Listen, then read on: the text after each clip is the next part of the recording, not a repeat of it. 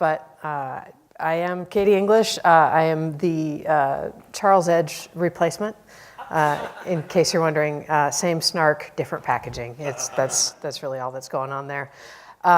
If we haven't already met, if you're not familiar with Jamf, just very quickly, our mission is to help organizations succeed with Apple, and that includes companies, schools, hospitals, governments.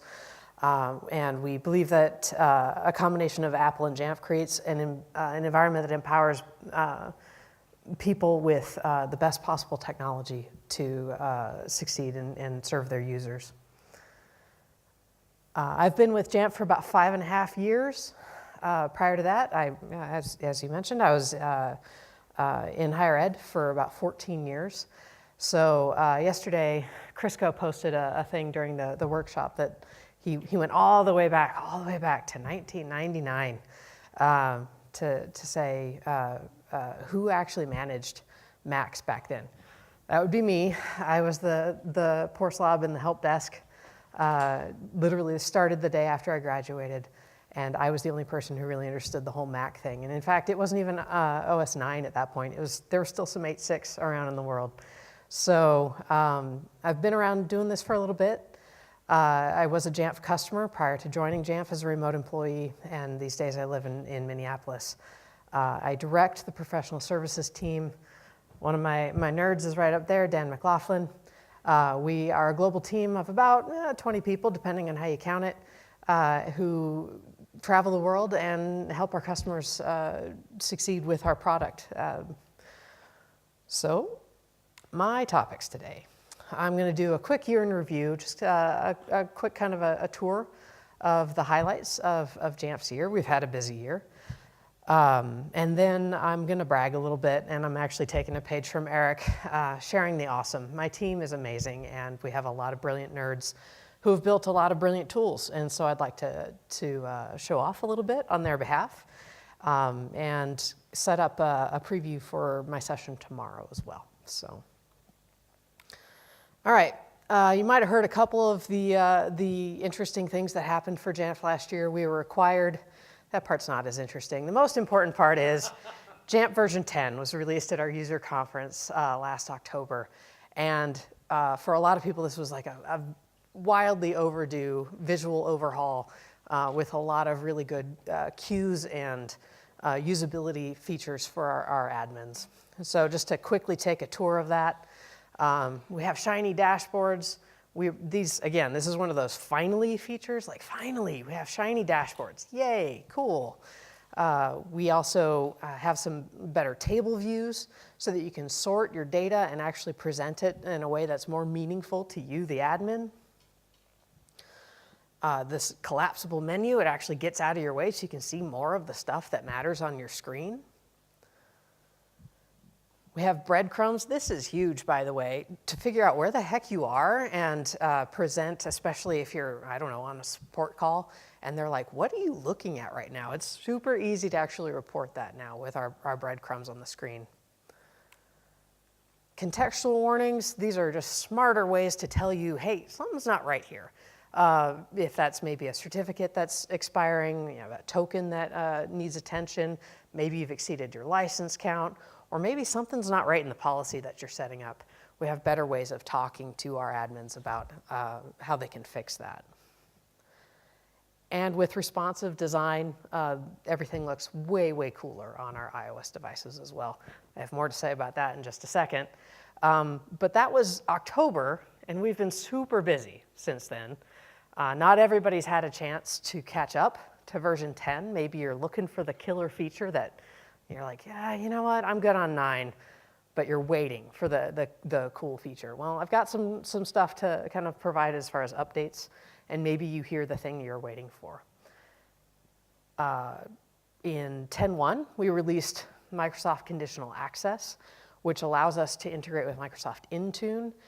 We're very much of the mind that you should use the best tool possible to manage the clients that you're concerned about. So Jamf, we love our Apple products, and we believe we're the best of breed for that management. Microsoft, they're pretty good at that Windows thing. So you can combine them both and get your single pane of glass reporting and also compliance in one location. And also provide user-friendly remediation to say, you are not yet compliant, but if you go here and enroll or follow these policies, then you will be compliant and gain access to the features that you need. This one kind of kills me because as a former university admin, maybe some folks in the room can sympathize, I had a need to maintain patch levels at some ridiculous static state for a semester or possibly longer at a time. Having an external patch source like we released in 10.2 would have been amazing. Rather than find out, yes, I know I'm 15 versions behind on Google Chrome, but I need this version for an instructional purpose, I can set my patch levels with an external server and not worry about those notifications that aren't necessarily pertinent in a slower moving environment. This has been referred to. I think Eric already talked about it today. Yesterday we talked about it in the workshop as well. User-approved MDM is kind of like supervision for macOS, and it's an interesting world that we're finding ourselves in. And in 10.13.2 of macOS, we start seeing these pop-ups to say, hey, your system kernel extension for VMware needs to be approved. If we're enrolled prior to 10.13.4, we are grandfathered. If we have DEP counts as user-approved MDM, so we don't have to worry about it. We have been doing a lot of work in the product background to make this experience a little less tedious and challenging for admins, so much so that we actually built in a remediation workflow in 10.4 that will be automatically presented to end users when they launch self-service. Hey, you need to remediate, or hey, you need to approve these kernel extensions. And so that actually, you don't have to worry about it. This will take care of that for you. I'm not sure for how many people in the room GDPR is relevant, but if you have any users in the EU, you have to think about it because, of course, we have the new right to be forgotten. We had to release a supplemental update 10.4.1 to allow Jamf Pro to do some significant scrubbing of the database to make sure we're removing all traces of a user when it's required by an organizational need. So that was a non-trivial undertaking. Of course, it's supposedly easy to click on a user and delete, but we needed to make sure that it was actually a complete process. So that was a supplemental update. And this is one of those finally features. Finally, iOS self-service. This just came out in 10.5. It's super pretty now. We're heading toward a stage where we're going to be able to brand it just like we do for macOS. It's responsive, it's lovely, it's nice to work with. It's that finally feature. This is one of those other finally features. Be able to disable or enable Bluetooth en masse or per device. This is super cool. It's one of those things, especially in an education environment. Kids are going to be kids. They're going to try to get away with stuff. Well, as long as they're on Wi-Fi or you can connect to an Ethernet dongle, you can get those devices back on Bluetooth. So that's just a quick highlight reel. Like I said, our devs have been a little busy. I wouldn't be a Jamf if I didn't mention zero-day support or near zero-day support. This is one of our perpetual targets and goals. In dev, we are always trying to keep up with Apple as much as possible. And in some cases, we actually beat them to the punch. And we're like, yeah, we're a week ahead, yes. So, of course, we have Mojo and iOS 12 coming. Joel is probably going to pay for Mojo. But we have new features to pay attention to and enable in our product, including OAuth for Exchange accounts, Apple Business Manager, all of those new features that are kind of over the horizon. I'm not sure if we're going to see a dark mode. I feel like we should, but that's not up to me. I'm going to talk a little bit more about this just coming up, but one of the main goals that we have coming up in the next several months is really making enrollment workflows better. Eric already talked about this is the ideal state. You take the device out, you plug it in. There's no step 3. Well, Of course, that's not real life. And so at Jamf, we are trying very hard to flatten out some of those workflows, make them easier and more user-friendly so that we're edging toward that state of, it really is, there's no step 3, just turn the device on and everything's gonna be amazing. So keep an eye out, because we're gonna have a lot more to say about that for iOS pretty soon, and for macOS by around JNUC. So that's our product stuff, which is cool and all, but I really want to brag about my folks. So in pro services, like I said, we have about 20 nerds that wander the world and take on some of the more interesting challenges that our customers come up with. And I'm all about sharing the awesome. So I'm going to pick out some of the highlights that we've done in the past 6 months to about 9 months ago. The session description talks about a demo. I think that's really ambitious in 30 minutes, and I'm the gatekeeper to lunch, so I'd rather kind of knock through this. Find me later if you want to chat more about any of these things. I'm going to be putting some URLs up on the screen. If you want to snap some photos, great. They're all shortcutted URLs, so they'll get you to GitHub or whatever the background link is. This is a super cool project, Jamf Migrator, written by Leslie Helu, professional services engineer in the States. And the purpose of Jamf Migrator is to selectively replicate pieces of a framework from one Jamf Pro to another. You might think, gosh, that's kind of an edge case. Well, we've seen customers use this for migrating from an old Jamf Pro to a new one, whether that's in the cloud or a new infrastructure on-prem. We've seen people use this as a way to have a dev environment and promote things over to production, so they can actually just grab pieces of the framework by way of API and migrate them as they want to.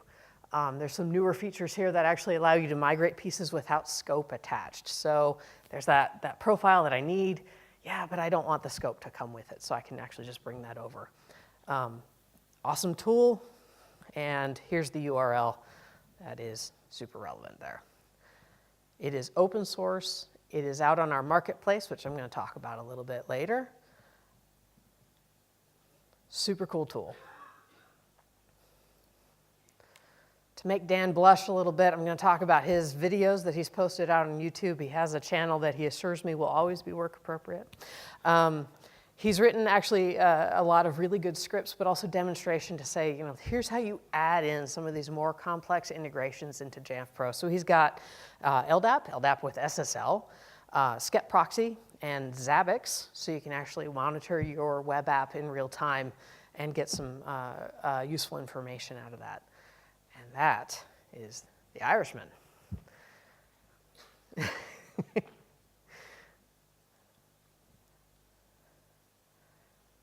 A few times yesterday during the Jamf workshop, but also today, we were talking about using the erase install functionality built into the Mojave installer, or excuse me, the High Sierra installer, that will ultimately get you to this state of not needing to image so much anymore. So the way this works, we've actually blogged this in great detail, and that's the easy button stolen straight from the blog post. So a user or technician clicks the erase and install button. It can live in self-service, and the command kicks the Mac out from underneath you, and then you're watching a progress bar, and when it comes back, it's ready for reuse. It copies the installer to a new partition, makes it bootable, restarts, then you're waiting 10 minutes or so. Maybe it's not quite as lightning fast as that block copy of your image, but it's still going to be kind of the prescribed way to move forward. And to reference this later on, excellent blog, shows you how to set it up, how to configure your policies, what scripts to put in. It's really not that hard, but having it in a nice format is actually really, really helpful.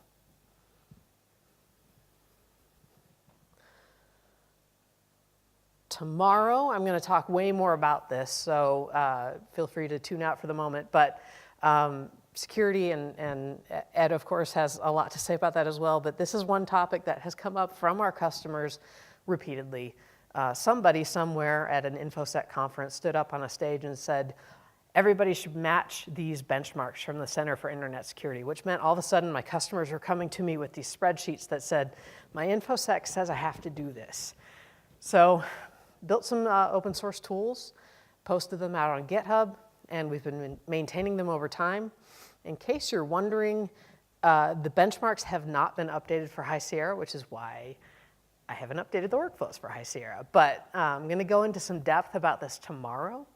My teammate Erin McDonald and I have been working on these for a while, and she actually updated them with configuration profiles. So it's not just bash anymore, it's actually MDM as well.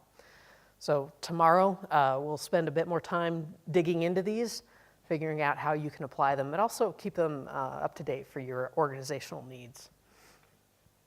And since I'm talking about Erin McDonald, she's also taken an ancient tool set, ancient by tech standards. I think it's about 6 years old, and I'm pretty sure it's a Charles Edge Midnight project called Winnebago.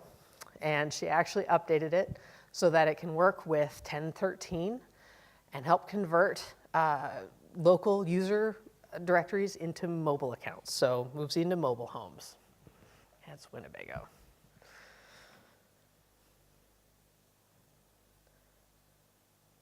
Moving on just a little bit. We've talked about it already, that first impression, that first out-of-the-box experience is wildly important for your end user and can actually shape their overall opinion of IT at their new organization. Hey, I'm new, cool, here's my Mac, awesome. It doesn't have everything I need, okay. Or maybe the process of getting it enrolled is kind of painful because I've got these USB-C, I don't have the adapter, what do I need to do? So there's a lot to be said about streamlining that first impression out of the box. And in fact, my teammate, Matt Phillips, has written a blog and also had a webinar. There's a lot of tools in here that have been kind of widely published and talked about, including Splash Buddy. There's a DEPify, I believe there's a couple others in there as well. And so between the blog and the webinar, there's a lot of ideas about how to use these tools to make your end user's experience better.